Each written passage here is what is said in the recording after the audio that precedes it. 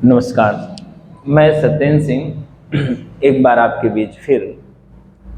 इस बार मैं रीजनिंग के टॉपिक पर जिस जिस टॉपिक पर मैं चर्चा करना चाहता हूँ रीजनिंग की, उसका नाम है फाइंडिंग द मिसिंग नंबर, लुप्त संख्या ज्ञात करना।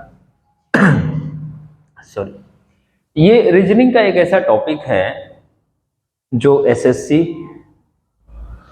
सीपीओ, अन्य छोटे एग्जाम, यहाँ तक कि पीसीएस के स्तर पे, यूपी कांस्टेबल के स्तर पे, यूपीएसआई के स्तर पे जो भी एग्जाम हैं, उन सब में ये क्वेश्चन किसी ना किसी तरीके से पूछे जाते हैं, पूछे जाते रहे हैं और पूछे जाएंगे, जिस तरीके का ट्रेंड है।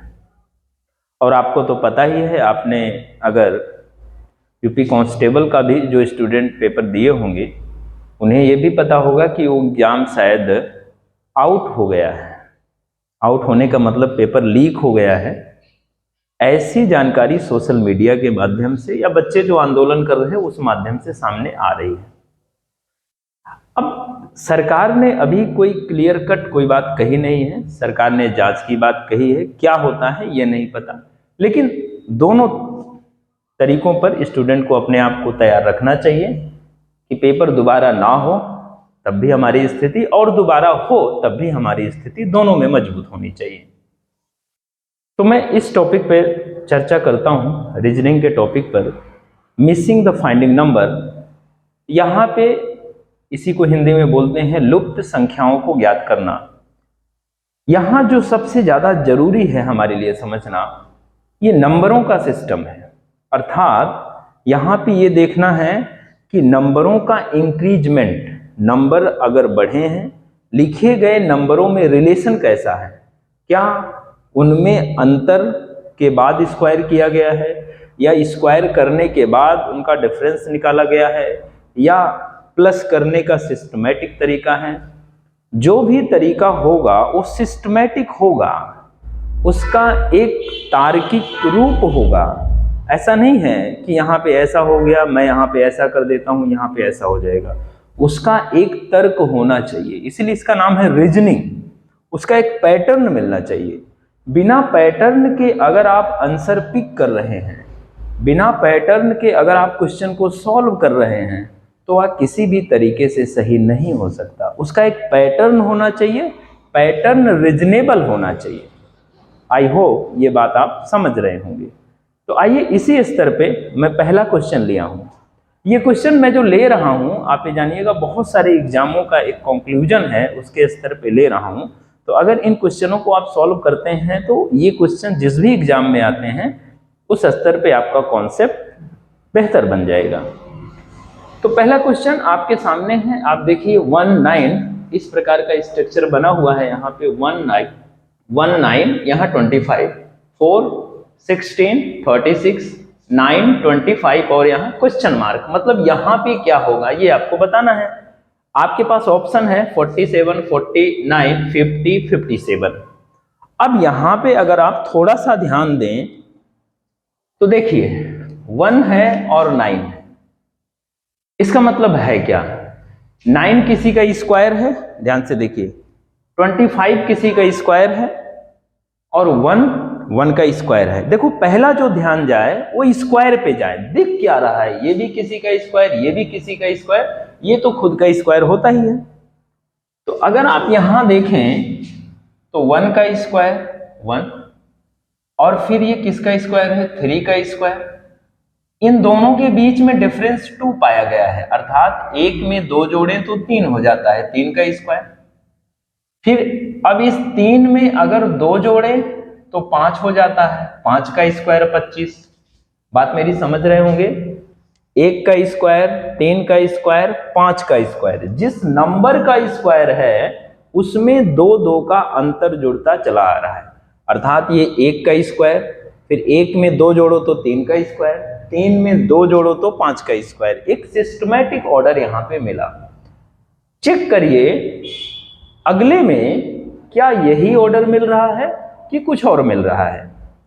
यहां पे अगर हम देखें तो देखिए 2 का स्क्वायर 4, फिर 4 का स्क्वायर 16 और ये 6 का स्क्वायर 36।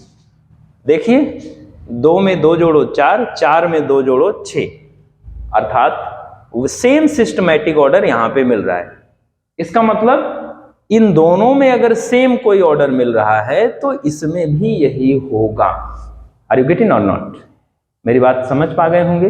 अब देखिए 3 का स्क्वायर 9, तो 3 2 5, तो 5 का स्क्वायर 25, 5 2 7, 7 का स्क्वायर 49, 7 का स्क्वायर 49, 7 7 49। देखिए ये रहा, तो ये आपका आंसर हो जाएगा। आई होप ये सवाल आपको अच्छे से समझ में आया होगा। अब हम देखते हैं क्वेश्चन नंबर नेक्स्ट। आइए अब देखते हैं क्वेश्चन नंबर सेकंड। ये क्वेश्चन एसएससी सीपीओ में आया भी हुआ है और इसी क्वेश्चन को हम देखते हैं। इस क्वेश्चन में आप देखिए यहां पे 2 वैल्यू है और वैल्यू उससे छोटी आई हुई है। इसका मतलब है क्या? आप थोड़ा सा ध्यान से देखें। इसमें 2 चीजें हो सकती हैं, मल्टीप्लाई किया गया हो, डिवाइड किया गया हो। तो मल्टीप्लाई करने के बाद डिवाइड करेंगे वो एक बड़ा नंबर होगा। उससे छोटे कॉन्सेप्ट पे आइए। हो सकता है दोनों को जोड़ा गया हो, दोनों का सम किया गया हो और किसी कॉमन नंबर से इसे डिवाइड किया गया हो। इसको अगर हम पकड़े यहां पे तो 13 प्लस 19, और इसे अगर हम डिवाइड करें, किस नंबर से डिवाइड किया गया ये जानने के लिए इन दोनों को जोड़ दीजिए। तो अगर हम 9 3 12 2 हासिल 1 1 1 2 2 1 3 32 आया। 32 को 4 से अगर भाग दें तो 8 आ रहा है। इसका मतलब इसे किया क्या गया है, इन दोनों को जोड़ा गया है और 8 से डिवाइड किया गया है तो 4 आया है। अर्थात 32 को 8 से डिवाइड करोगे तो 4 रिप्रेजेंट करेगा। हमने ये चेक करने के लिए किस नंबर से डिवाइड किया गया है, दोनों को हमने जोड़ा और 4 से भाग दिया, तो ये पता चला कि जिस नंबर से डिवाइड किया गया है वो नंबर 8 होगा, क्योंकि 8 से 32 को डिवाइड करेंगे तभी 4 आएगा। और ये चेक कैसे करेंगे, दोनों को जोड़ा, इससे भाग दिया। यही देखिए यहां 17 प्लस 9 17 प्लस 9, तो 17 में अगर आप 9 जोड़ें तो कितना हो जाएगा, देख लीजिए 17 प्लस 9 और 8 से भाग दे दो तो 17 3 20 और 20 और 6 26, ये 26 आ जाएगा। और 26 में अब इसको आप डिवाइड करिए, क्या आ रहा है, तो 17 और 9 नंबर एक बार आप देख लीजिए क्या क्या है। ये 17 नहीं है, ये नंबर आपका 71 है, 71 है। ये आप ध्यान से देखिएगा, क्योंकि 17 होगा तो फिर आएगा ही नहीं। 71 9, तो 71 में 9 अगर आप जोड़ें तो कितना हो जाएगा, 9 1 10 0 कैरी 1 और 7 1 8। 8 से डिवाइड करोगे तो क्या रिप्रेजेंट करेगा, 10। ऐसे यहां पे अगर इसको आप सम करें 128 प्लस 32, 8 से डिवाइड करना है, दोनों को जोड़ें, 8 से भाग दें, जो आएगा यहां, दोनों को यहां जोड़ा गया, 8 से भाग दिया गया, यहां पे 10, दोनों को जोड़ा गया, 8 से भाग दिया गया, 4 आया। पहले में ये चेक करने के लिए किससे भाग दिया गया था, दोनों को जोड़ा, 4 से भाग दिया तो 8 आया। इसका मतलब 8 से सब में भाग दिया जाएगा, डिवाइड किया जाएगा। तो 8 और 2 10, 3 2 5 5 1 6 और यहां 1 आ गया 160, और 8 से भाग अगर आप देंगे, 8 दूनी 16, 0 है 20 आएगा रिजल्ट आपका। तो आपका ऑप्शन हो जाएगा सी, इसका आंसर क्या आएगा, 20।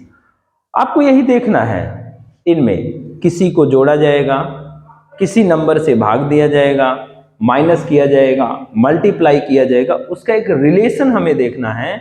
जो रिलेशन तार्किक रूप में पहले के क्वेश्चन में मिल रहा है, अगर उसका संबंध वही आगे चल रहा है तो हमारा आंसर भी उसी अकॉर्डिंग निकाला जाएगा। अब आइए देखते हैं क्वेश्चन नंबर 3। आइए हम देखते हैं क्वेश्चन नंबर थर्ड। अब क्वेश्चन नंबर थर्ड के स्तर पे अगर हम देखें, ये भी एसएससी सीपीओ और भी छोटे एग्जामों में इस टाइप के क्वेश्चन आ रहे हैं। अगर आप ध्यान से देखें, यहाँ पे नंबरों का पेयर है। इन नंबरों के पेयर के स्तर पे हो क्या रहा है, यहाँ पे 39 आ रहा है। थोड़ा सा गेस लगाएं। आप ये देख पा रहे हैं यहाँ पे क्या किया गया होगा, या तो इन नंबरों का आपस में मल्टीप्लाई किया गया होगा, या इन नंबरों के पेयर को आपस में मल्टीप्लाई करके अलग अलग जोड़ा गया होगा। मेरी बात समझ पा रहे हैं? जैसे आप देखिए, पेयर के स्तर पे अगर हम देखें, यहाँ 3 3 जा 9 हमें मिल रहा है, और 6 पंचे 30, 30 में 9 जोड़ो तो 39 हो जाएगा।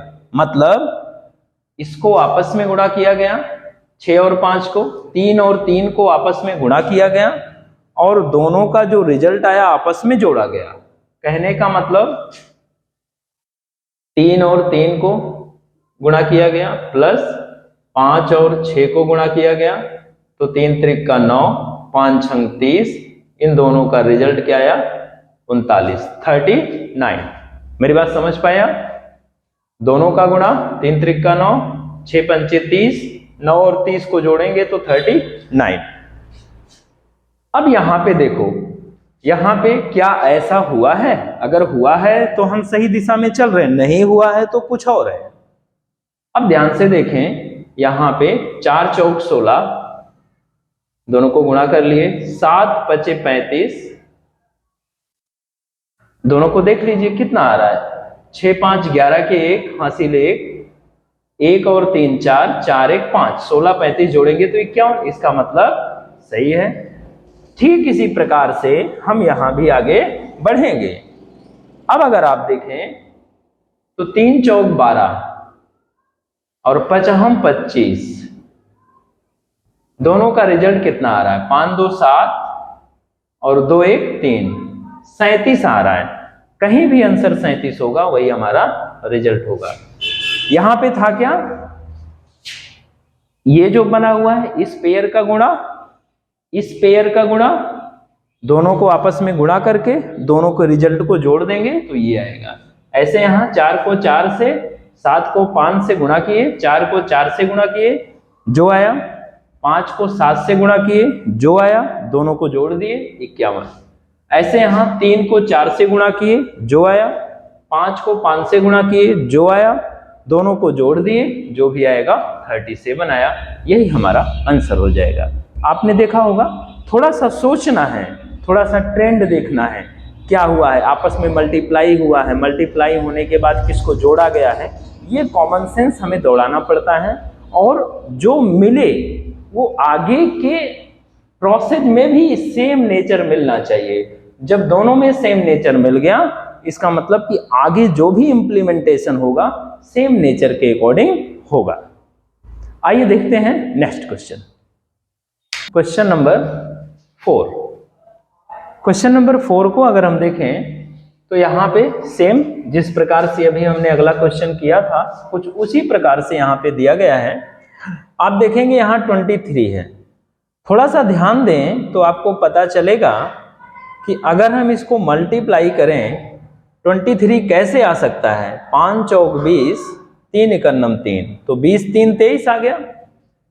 यहाँ पे देख लो, तो क्या ये ट्रेंड चलेगा? इन दोनों को आपस में गुणा करें, इन दोनों को आपस में गुणा करें और जोड़ दें, तो 5 गुणे 4, 5 चौक 20, फिर 3 गुणे 1 बराबर 3, जोड़ें तो 23 आ गया। यही यहाँ पे देखिए, 7 गुणे 6, 7 मल्टीप्लाई बाई 6, तो 7 गुणे 6 कितना आ गया? 42। इधर 3 गुणे 4, 3 इंटू 4, 3 गुणे 4 12 आ गया। 2 2 4, 4 1 5, 54 आ गया। यहाँ 54 आ रहा है, 23 यहाँ आया तो यहाँ आ रहा है। मतलब सेम ट्रेंड चलना है। मतलब हमें इन दोनों से एक नेचर मिल गया कि यही नेचर डेवलप हो रहा है आगे। अगर यही नेचर डेवलप हो रहा है तो इसी तरीके से इसको भी सॉल्व करना है। 11 इंटू 2, तो 11 गुणे 2 बराबर 22। इधर अब यहां पे हम क्या करें कि ये नंबर मिले, ध्यान से देखना। तो नहीं मिल रहा है तो आप ऐसे करिए, यहां पे कुछ नहीं है, हमने मान लिया x है ना, x गुणे 9 बराबर ये नंबर आना चाहिए यहां। तो अब देखो यहां पे कोई नंबर है, इन दोनों का सम कितना है 40। ध्यान से देखना, हमने इसको x मान लिया, x गुणे 9 और इधर 11 गुणे 2 ये 22 आया और इसका 9x आ गया। कितना आ गया 9x आ गया। हमारे पास 40 आया, तो अब हम इसको ऐसे लिख सकते हैं ना, 22 प्लस 9x बराबर 40 या 9x बराबर 40। ये 22 इधर प्लस में, इधर जाएगा माइनस में 22, घटाओगे 40 में से 22 घटा दो कितना आ जाएगा, 10 में से 2 गए 8, यहां बच गया 3, 3 से 2 गए 1, 18। तो 9x बराबर 18 या x बराबर 9 × 9 9 दूनी 18, तो x बराबर 2 आ गया। तो 2 आना चाहिए। देखिए यहाँ पे 0 4 नहीं होगा, 0 1 नहीं होगा, 0 2, तो ये 2 है। ये 0 का कोई वैल्यू है नहीं इधर। 0 का वैल्यू अगर इस साइड होता, राइट साइड तो होता, लेफ्ट साइड इस 0 का कोई वैल्यू नहीं है, अर्थात ये 2 ही माना जाएगा। हमारा option number 3 is right answer. उत्तर आएगा 2। आपने ये समझा, ये आपको समझ में आया। तो इसी प्रकार से हम अब आगे के क्वेश्चन को देखते हैं। क्वेश्चन नंबर 5, हमने कहा कि ऐसे क्वेश्चनों में हमें सबसे पहले देखना होता है कि कहीं कोई एक दूसरे के साथ किसी का मल्टीप्लाई हुआ हो, फिर उसको जोड़कर डिवाइड हुआ हो, या ऐसा भी हो सकता है कोई ऐसा नंबर हो जिसका डिवीजन तीनों में होता हो, मतलब जिस नंबर का भाग इन तीनों संख्याओं में जाता हो, यह भी हो सकता है। और कुछ कॉमन सेंस हमें ऑप्शन पर भी लगाना है। हमारे पास ऑप्शन है 6 9 12 18। अब देखिए यहां पे 12 है, 18 है, 30 है, इधर 6 है। 6 का पहाड़ा देखो, 6 दूनी 12, 6 त्रिक 18, 6 पंचे 30 जा रहा, 6 2 जा 12, 6 3 जा 18, 6 5 जा 30। ऐसे यहां 8 है, 8 दूनी 16, 8 चौक 32, 8 पंचे 40। यहां पे क्या कोई ऐसा नंबर हो सकता है जिसका टेबल तीनों में जाए? अगर ऐसा नंबर कोई मिले तो मान लीजिए वो आंसर हो सकता है। अगर ऐसा नंबर ना मिले तो समझिए कोई दूसरा कॉन्सेप्ट इंप्लीमेंट किया गया होगा। आइए देखते हैं। 6 का पहाड़ा 6 दूनी 12, 6 त्रिक 18, 6 पंचे 30। 6 का पहाड़ा 16 में पूरा बार नहीं जा रहा, पूरे टाइम कैंसिल होना चाहिए, मतलब एक पूर्णांक रिप्रेजेंट करना चाहिए। तो 6 तो नहीं होगा, 6 का इसमें जा ही नहीं रहा। अब देखिए हमें चेक तो इसको करना है, तो 8 का देखिए, 8 दूनी 16, 8 चौक 32, 8 पंचे 40, इसका भी जा रहा है। 6 का 6 दूनी 12, 6 त्रिक 18, 6 पंचे 30, इसका भी जा रहा है। यहां कोई ऐसा नंबर हो जो इसमें जाए। 6 को देखो, 6 6 36, 6 त्रिक 18, 6 का पहाड़ा 27 में पूरे टाइम नहीं जाएगा। 6 का टेबल 27 में परफेक्ट टाइम नहीं जा रहा है, मतलब रिमाइंडर बचेगा, शेष बचेगा। शेष नहीं बचना चाहिए क्योंकि यहां पे शेष नहीं बच रहा है। 9 को देखिए, 9 चौक 36, 9 दूनी 18, 9 त्रिक 27, 9 का जा रहा है, इसका मतलब हमारा आंसर क्या हो जाएगा 9। This is your right answer. हमें इस प्रकार के क्वेश्चनों में, ये क्वेश्चन बहुत ही आसान होते हैं, लेकिन इन क्वेश्चनों के साथ प्रैक्टिस, कॉमन सेंस आपका अभ्यास होना चाहिए। हम इसी प्रकार के क्वेश्चनों को लेकर आपके साथ पुनः उपस्थित होंगे नेक्स्ट क्लास में। तब तक के लिए मैं सत्येंद्र सिंह, नमस्कार। Thank you very much.